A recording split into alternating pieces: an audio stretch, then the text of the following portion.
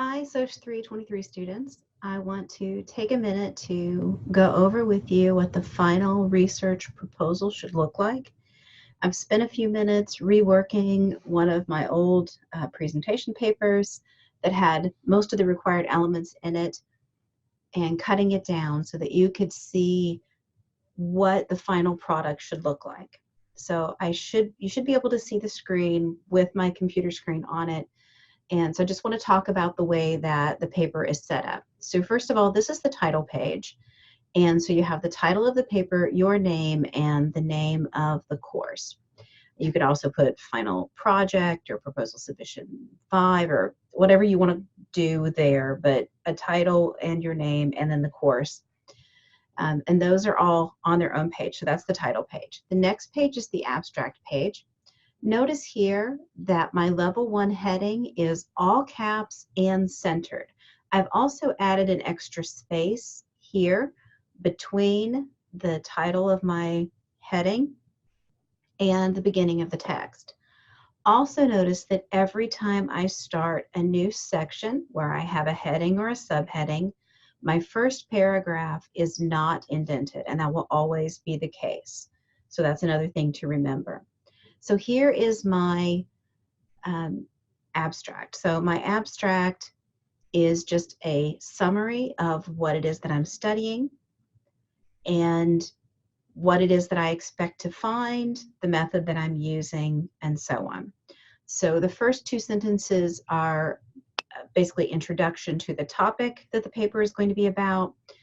The next sentence is a discussion of the analysis, the data collection and analysis that I did.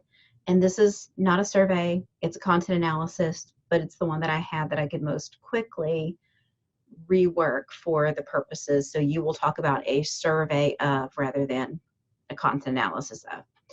And then what the expected outcome is, in this case, the data suggests this. So some of this paper, if you actually read it, and I'll post it as an example, won't make any sense because I've removed some sections that are needed for continuity and explanation, but I'm just trying to condense down something that looks like about the same size as your paper.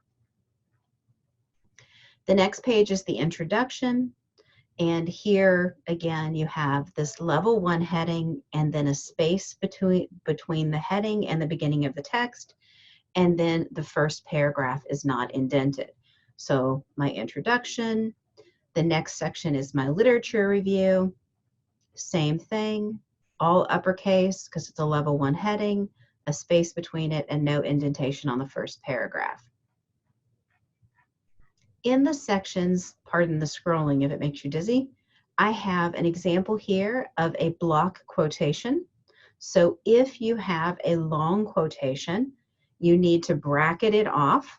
In the format, you have a sentence that begins and then has a colon in it. You have your quotation. Notice there are no quotation marks at the beginning and end. You don't need that for a block quotation. And then the citation is at the end of that quotation. So the way that you make something block text is to bring it in from the side. So I can move this. If I grab that text, I can move it in one direction or the other. And then also, you'll notice that this is single space. So in order to make it single space, you'll have to give me a moment. Sometimes I forget where my headings are. Here, under the home part of the ribbon, you can control the line spacing. So this is the default two spaces, and we want it to be single spaced for a block quotation. So that's how you do your block quotations, okay? Usually your block quotations are fully justified, which means that they are left and right justified. This makes the margins look a little, makes the spacing look a little weird, but that's what you want. Okay, so as we continue to scroll down the document,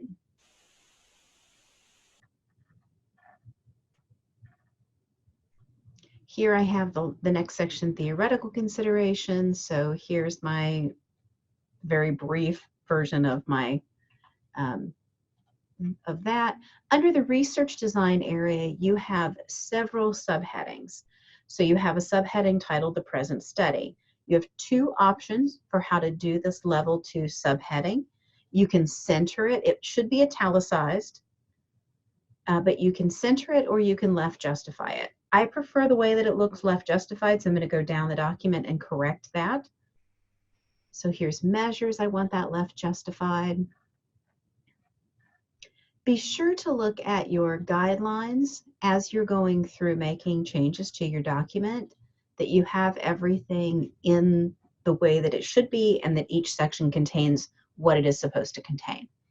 Okay, so down in the results section, here I have I expect to find, and I have my, I hypothesized this, I hypothesized that, and then my discussion, which is what I expect the importance of it to be, and then a conclusion, a paragraph about why I think the research is important and what it means.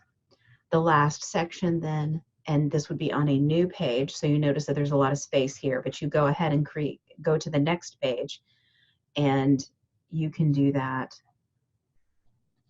If you don't know how to, you can do Control Enter, and that takes you to the next page, or you can go to page layout and insert a page break, which will take you to the next page. It's the same thing.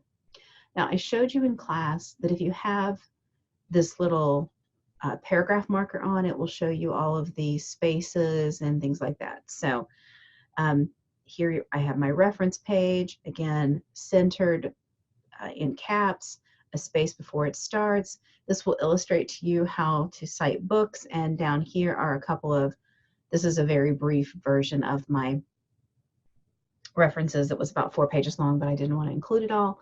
How to format the references so that they are legible. You'll notice that I have, instead of them being all like this, I have the second line indented, and that's how you do that. You just grab this little piece of your indentation markers and you can pull it over. In this case, I pulled it over 1/2 inch. Okay, so I don't have an appendix because I didn't include my code book, but in the assignment guidelines, it says that is optional. So if you don't include a copy of your survey, that is an option, right? You don't have to include it. It says that in the assignment guidelines. So make sure that you are putting what is asked for in each of the sections. And as Jessica pointed out, it is going to be repetitive. It's going to feel redundant. That is the nature of technical research writing, is that you do say the same thing over and over again. You do repeat yourself because you're trying to emphasize the most important elements. The final thing I want to show you on the video is how to create page numbers and how to make sure that your page numbers start where you want them to. So your title page and your abstract page should not have page numbers on them, and none of my document has page numbers at the moment. So I'm going to go to my page layout. I'm going to insert a next page, which means that you're going to create a section break between this section and the previous section, or this section and the next section. So now I have, and you can see these double lines. This is a regular page break with a single line. This is a page break with a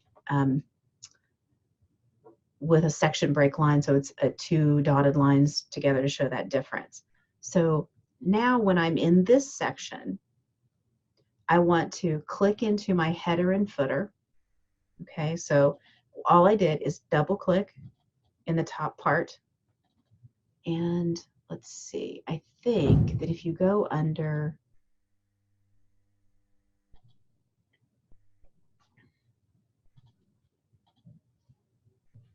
the insert ribbon, if you're using a Macintosh, and double clicking is, I think you can double click, but I know you can't right click. You can also go into header and footer. You can do insert page number. So let's click on footer.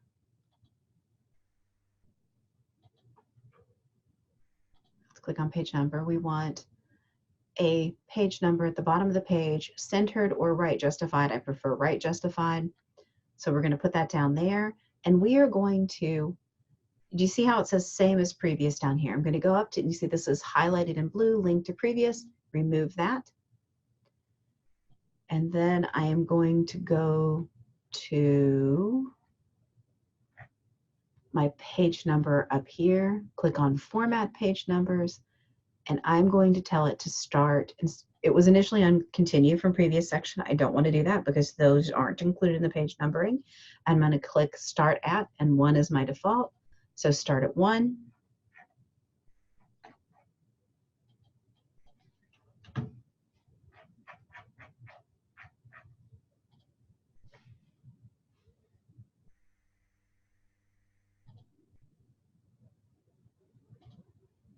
Let's get that to work again. Okay. So now I have no page numbers on my title page and my abstract page, but I do have page numbers starting with my introductory page, which is exactly where I want it to be. Now, you'll notice that at the bottom of this page, I put a page break. That was so that the header, literature review, wouldn't be the last thing on the page by itself. It's called an orphan when you have those things broken that way, where you have one line of a paragraph on a page by itself. And so I like the way that it looks if it's a little cleaner. Now, if you don't do that, it's fine, but it's something that I do because I think it looks better. Okay, so I hope that this helps you to understand how to do the formatting for your final paper, and I will be posting this example document on Western Online for you to take a look at. You can download it so that you can have it side by side, so that you can see how your document is formatted in the right way so that it matches the way that mine is formatted. Please email me if you have any questions and need any help as you're putting this last piece of it together. Thanks. Bye.